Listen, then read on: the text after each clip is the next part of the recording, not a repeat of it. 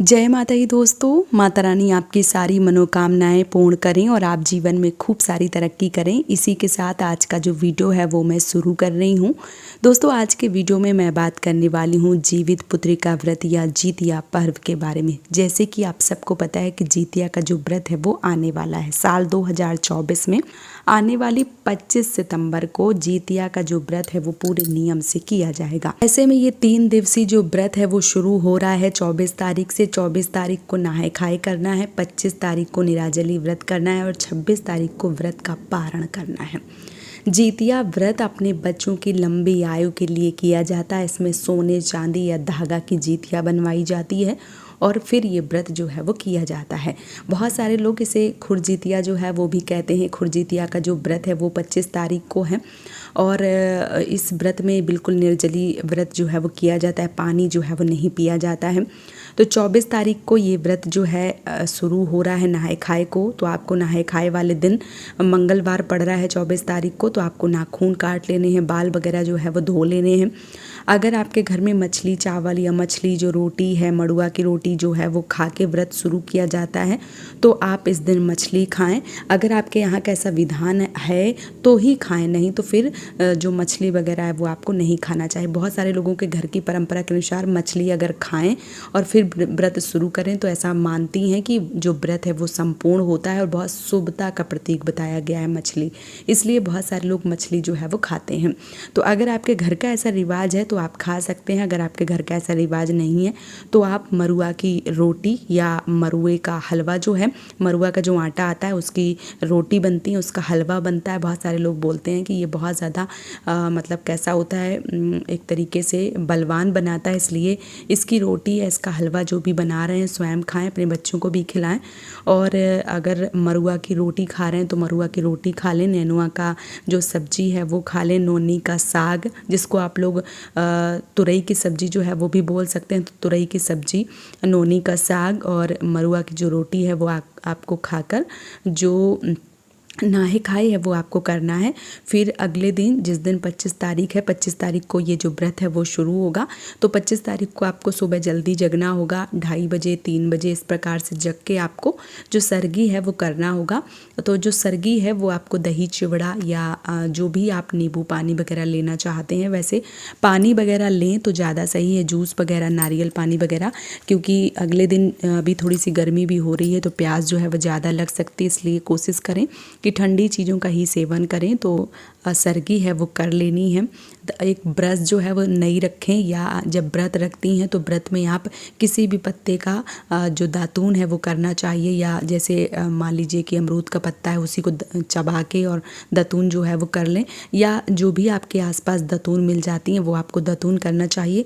मंजन ब्रश जो है वो इस दिन प्रयोग में नहीं लानी चाहिए, क्योंकि ये सब चीज़ें जो है वो शुद्ध नहीं होती हैं। आप इतने विधि विधान से जो व्रत है वो कर रही हैं और अगर व्रत में ये सारी चीज़ें प्रयोग में लाते हैं तो कहीं ना कहीं जो व्रत है वो खंडित हो जाता है। तो ऐसी चीज़ों को आपको ध्यान में रखना चाहिए।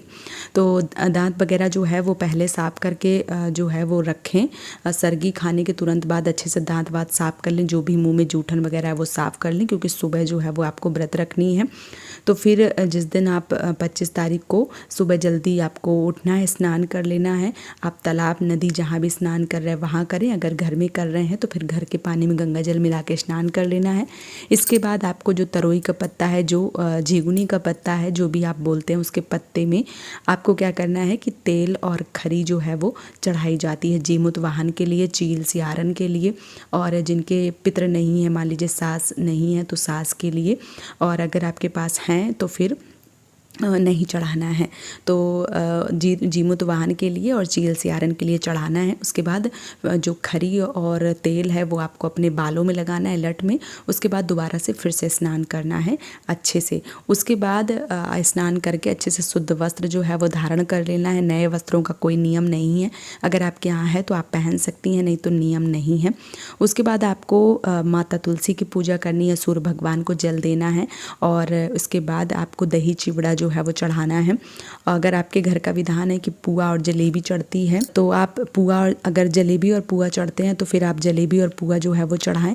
अगर आपके यहाँ दही चिवड़ा चढ़ता है तो फिर आपको दही चिवड़ा जो है वो चढ़ाना है। दही चिवड़ा जो है वो चढ़ाना है या पुआ जलेबी जो भी आप चढ़ा रहे हैं, इसमें से जो चील और सियारिन का होता है वो फेंक दिया जाता है। बाकी जो जीमूत वाहन का होता है वो प्रसाद रूप में ग्रहण किया जाता है, मतलब अपने बच्चों को, अपने घर में बाकी सदस्यों को दिया जाता है। इसके बाद शाम के समय जो पूजा है वो की जाती है। तो शाम के समय 4 बजे 5 बजे आपको स्नान कर लेना है। इसके बाद जो महावर है, सिंदूर वगैरह जो भी श्रृंगार है वो आपको करने हैं। याद रखें कि बाल जो है वो नहीं मतलब बांधे जाते हैं। बांधने का मतलब ये है कि कंघी जो है वो नहीं करी जाती है इस व्रत में, तो ध्यान रखें। अगर आप जैसे सुबह जल्दी जगती हैं सरगे खाने के लिए, तो अगर आपके बाल अगर बांधना चाहती हैं तो इस समय बांध सकती हैं, नहीं तो आप जो बाल है वो जिस दिन व्रत रखती हैं उस दिन नहीं बांधने होते हैं, ऐसा नहीं। तो इसके बाद 25 तारीख को 4 बजे या 5 बजे स्नान करने के बाद आपको जो भी आपके श्रृंगार है, महावर है, सिंदूर है वो आपको लगा लेने हैं। और जो सोने या चांदी की जितिया है, जो अगर धागा है तो उसका धागा जो है वो 2-4 दिन पहले ज़रूर बलदवा लें, या अगर धागे की जितिया है तो नई जितिया खरीद लें। जितने बच्चे हैं उतनी गांठ वाला जितिया जो है वो आपको खरीदना चाहिए। और पूजा पाठ जो है वो करके आपको जितिया व्रत की कथा जो है वो ज़रूर सुननी चाहिए।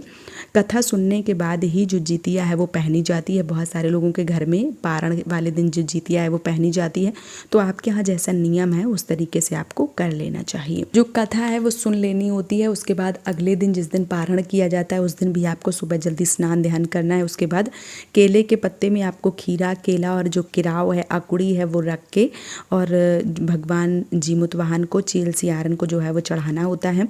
इसके बाद जो भी दान पुण्य है वो किया जाता है और पारण जो है वो आपको करना होता है। तो जो भी दान पुण्य है वो निकालने के बाद में आपको खीरा और किराव से जो पारण है वो करना चाहिए। गरम चीज़ें जो है वो बहुत सारे लोग खा के मतलब गला ना खराब हो जाए इसलिए जो पारण है वो गरम चीज़ें खा के करते हैं। तो आप अपने घर का विधान देख लीजिए, अपने शरीर का सामर्थ्य देख लीजिए, इस प्रकार से जो पारण है वो किया जाता है। तो 3 दिवसीय ये व्रत जो है वो 24 तारीख से 26 तारीख तक चलने वाला है। 25 तारीख को निराजली व्रत है, तो आप लोग भी अपने बच्चों के लिए इस व्रत को ज़रूर करें। और पहली बार अगर इस व्रत को उठाना चाहती हैं तो बिल्कुल आप इस व्रत को कर सकती हैं। इसमें कोई दिक्कत, कोई परेशानी जो है वो नहीं है। कोई भी 2 मास, कोई भी खरमास नहीं है। तो पहली बार करना चाहती हैं तो पहली बार भी कर सकती हैं, या आप पहले से करती चली आ रही हैं तो इसी प्रकार से आपको जो व्रत है वो करना है। तो उम्मीद करती हूँ कि ये वीडियो आप सबके लिए काफ़ी ज़्यादा मददगार रहा होगा। वीडियो पसंद आया है तो आप मुझे सपोर्ट ज़रूर करें इस चैनल को सब्सक्राइब करके। आज का वीडियो यहीं पे समाप्त कर रही हूँ दोस्तों। जय माता दी।